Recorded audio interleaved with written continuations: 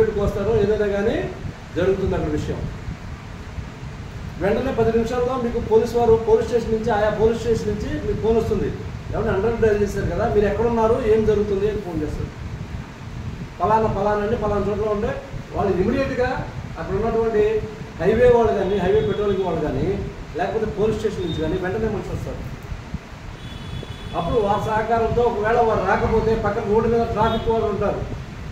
Sir మేము police control రూమ్కి already inform ఇచ్చాము, మేము సో మేము గో సంరక్షణ సమితి వాళ్ళము, లేకపోతే మేము ఆ సంఘం వాళ్ళము ఈ సంఘం వాళ్ళము అని చెప్పి వాళ్ళతో ప్రొఫెషనల్గా మాట్లాడి వాళ్ళ సహకారంతో వెహికల్ ఆపాలి. ఒక్కొక్కసారి వాళ్ళు కూడా ఉండరు, పోలీసులు ఉండరు, ట్రాఫిక్ వాళ్ళు ఉండరు.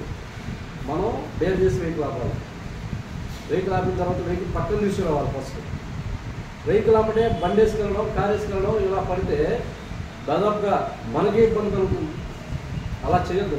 పోతే ఒక వెహికల్ పోతుంది అవునండి, నెక్స్ట్ వాళ్ళకి ఇన్ఫర్మేషన్ ఇవ్వండి. అలా చేయడం వల్ల ఏమవుతుందంటే ఆ వెహికల్ అంటే పడితే వాడు ఎలాగోలా మనల్ని కుట్టేయాలని చూస్తారు. మనం కుట్టడం వల్ల మనం చేసే పనికి ఇబ్బంది, మన కుటుంబ సభ్యులకు ఇబ్బంది, మన సమాజానికి ఇబ్బంది. ముఖ్యంగా అన్నిటికన్నా ముఖ్యం ఏంటంటే సమాజం కాదు, మన కుటుంబం, మన తల్లిదండ్రులు, లేకపోతే మన పిల్లలు, భార్య, వీరు ముఖ్యం. ఎవరైనా సరే చేయమంటారు కానీ రేపొద్దున ఆ కుటుంబాన్ని ఆదుకునే హిందూ సమాజము ఈరోజు ఆంధ్రప్రదేశ్లో లేదు. అది చేసేద్దాం ఇది చేసేద్దాము మీరు ఎంతైనా చేయండి అంటారు కానీ నువ్వు ఒకరోజు కష్టపడితే నీ జేబులో చిల్లు గవ్వ లేకపోతే నేను ఆదుకునే హిందూ సమాజము ఈరోజు లేదు. నువ్వు తిన్నావా పడుకున్నావా అది అనవసరం, నీ యాక్టివిటీ కావాలి. నువ్వు బాగా మంచి చేస్తే చప్పట్లు కొడతారు, లేకపోతే తప్పు వస్తే రాళ్ళు చేస్తారు. దట్ ఈస్ హిందూ సమాజము ఈరోజు ఆంధ్రప్రదేశ్లో ఉంది. సో నెక్స్ట్ ఏం చేస్తామంటే ఆ పోలీసు వారి సహకారంతో మనం వెహికల్ ఆపుతాము. వెహికల్ ఆపిన తర్వాత చెక్ చేస్తారు. దేనికి కూడా డాక్యుమెంటేషన్ ఉండవు. వాళ్ళ దగ్గర రెండు కాగితాలు ఉంటాయి. ఒకటి వ్యవసాయ మార్కెట్ స్లిప్ చూపిస్తారు. మనం ధాన్యం కానీ బియ్యం కానీ వేసుకొస్తే ఏదన్నా గూడ్స్ వేసుకొస్తే అగ్రికల్చర్ డిపార్ట్మెంట్ మండల కేంద్రాల్లో ఉంటాయండి, జిల్లా మార్కెట్ యార్డ్లో ఉంటాయి. వాళ్ళ దగ్గర ఒక స్లిప్ చూపిస్తారు. ఎన్ని ఆవులు, 7 ఆవులు, ఎక్కడి నుంచి ఎక్కడికి అంతవరకు ఉంటుంది. ఇంకో స్లిప్ ఉంటుంది. నీరు మేత పెట్టినట్టు కొన్ని సంత కేంద్రాలు ఉంటాయి. విజయనగరం నుంచి వాహనం బయలుదేరినప్పుడు దాదాపుగా హైవేలో దాదాపుగా 6-7 సంతలు ఉన్నాయి. ఆ సంతల్లో ఆపుకుని వాటికి నీరు మేత ఇచ్చినట్టు ఒక స్లిప్ తీసుకుని దాన్ని వస్తారు. ఇవే వాళ్ళ దగ్గర ఉంటాయి, ఏమీ ఉండవు. ముఖ్యంగా ఏ డాక్యుమెంట్స్ ఉండాలి, ఒక యానిమల్ని, ఒక జంతువుని మనం ట్రాన్స్పోర్ట్ చేసేటప్పుడు ఎక్కడైతే ఎవరి దగ్గర అయితే కొన్నారో ఆ రైతుకు సంబంధించినటువంటి వివరాలు, ఏ గ్రామంతో కొన్నారో ఆ గ్రామం సచివాలయం సంబంధించినటువంటి స్టాంప్ ఉండాలా ఫస్ట్.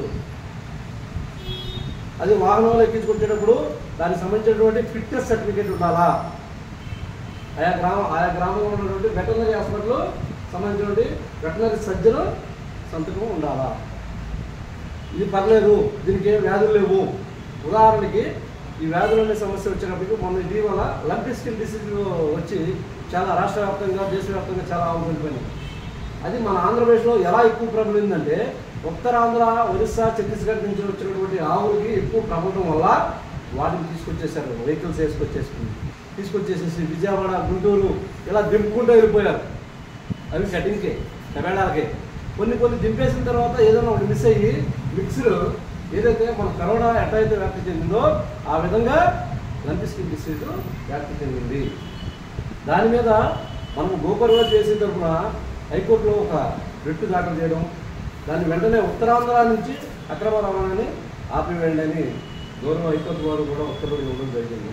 సో ఈ వ్యాధులు కూడా దీని ద్వారా ప్రబలుతాయి. సరే, ఎన్ని రకాలుగా ట్రాన్స్పోర్ట్ చేస్తారు? చిన్న వాహనాల్లో బొలెరో, టాటా ఏసీ, 407 ఇది ఒక రకం చేస్తారు. ఎన్ని చేస్తారు?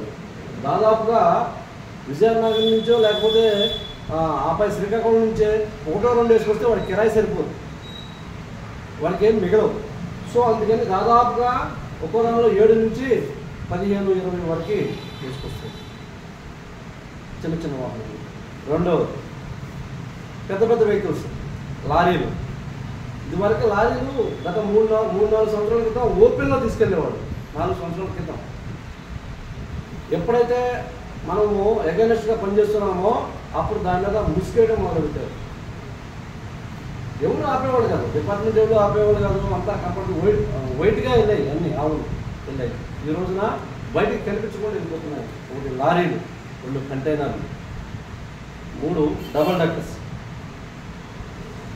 ఈ విధంగా వెళ్తున్నాయి.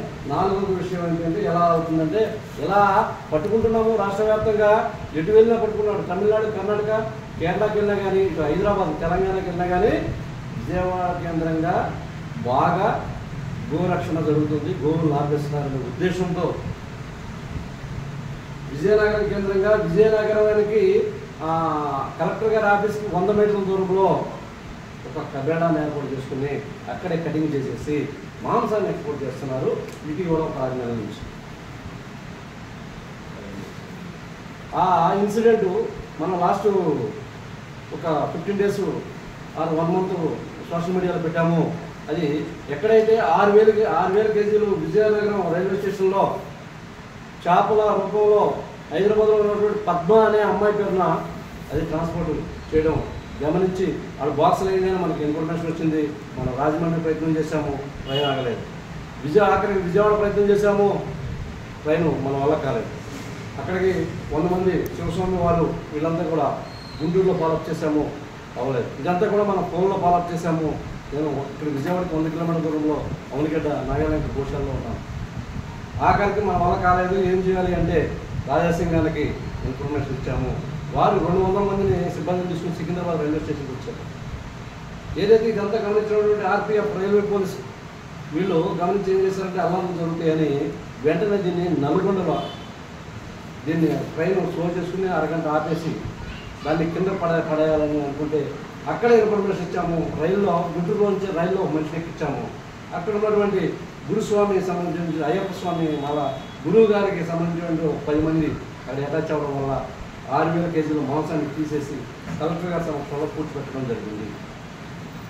అదే 2వ రోజు రైలు వేస్తే పట్టుకున్నారని మళ్ళీ వెహికల్ ట్రాన్స్పోర్ట్ లారీలో వస్తుంది. దాన్ని పాయకారావుపేట వద్ద పట్టుకుని మళ్ళీ ఇదే పని చేయడం జరిగింది.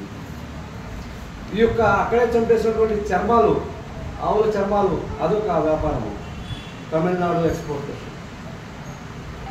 మనం దయచేసి హిందువులు ఎవరు కూడా లెదర్ అని వాడద్దు. 100% అది గో సంతతికి సంబంధించినటువంటి లెదరే. మనం ఇటీవల 1500 ఆవుల చర్మాలు దాన్ని తీసుకొస్తుంటే విజయనగరం నుంచి తీసుకొస్తుంటే అది తుని దగ్గర యాక్సిడెంట్ అయింది 3 రోజుల క్రితం. కానీ పోలీసు అంతా అడవి నుండి మనం ఏం చేయలేకపోయాము, ఆ బండి ఏం చేయలేకపోయాము. సో ఇన్ని విధాలుగా వాళ్ళు ఎన్ని రకాలుగా చేస్తారు, అన్ని రకాలుగా చేస్తారు. ఏదైతే పెద్ద వెహికల్స్ ఉన్నాయో 4 months తర్వాత ఏం చూడరా దాని వెహికల్ ఉంటాయి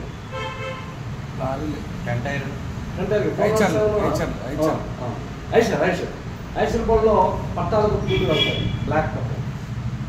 ఒక్కొక్క నెల బ్లాక్ పెడతారు, ఒక్కొక్క నెల బ్లూ పెడతారు. ఎప్పటికప్పుడు కంటైనర్ ఒకసారి ఏమో నవతా అది ఒక పేరు పెడతారు, ఏదో ఒక పేరు. సపోజ్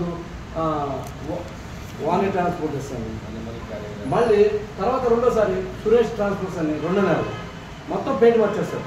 ఎప్పుడు 2-3 నెలలకు ఒకసారి కూడా పెయింట్ మార్చేస్తారు. వీటిని ఎలా కనిపెట్టవచ్చు? దాదాపుగా వరిగడ్డి కానివ్వండి, లేకపోతే ఆ కంటైనర్ స్మెల్ వస్తుంది, మూత్రం స్మెల్ వస్తుంది, పేడ స్మెల్ వస్తుంది. ఈ విధంగా ఇంకో కొన్ని విషయాలు కొన్ని చోట్ల మేము ప్రయోగం చేశాము. అది ఏ వెహికల్ ఎక్కడ ఉంటుందో కూడా మా దగ్గర ఫోన్లో రికార్డ్ అవుతుంది.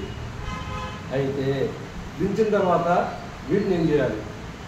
ఎక్కడా కూడా వేదికల మీద, సభల మీద జై గోమాత, గోవులేందే గోవు వేదమాత అని ప్రసంగాలు ఇచ్చుకోవడమే కానీ గోవుని కాపాడుకోవాల్సిన, గోవుని ఒక ఇంటింటికి ఒక గోవుని పెట్టాల్సిన స్థితి హిందువుల్లో వస్తుంది. మాటలు చెప్పుకోవడమే. కనీసం ఎక్కడైతే గోవు ఉందో, గోవులు పెడుతున్నారో, గోశాల ఉందో అక్కడికి 10 రూపాయలు డొనేషన్ ఇచ్చే పరిస్థితి ఏ హిందువు కూడా చేయటం లేదు.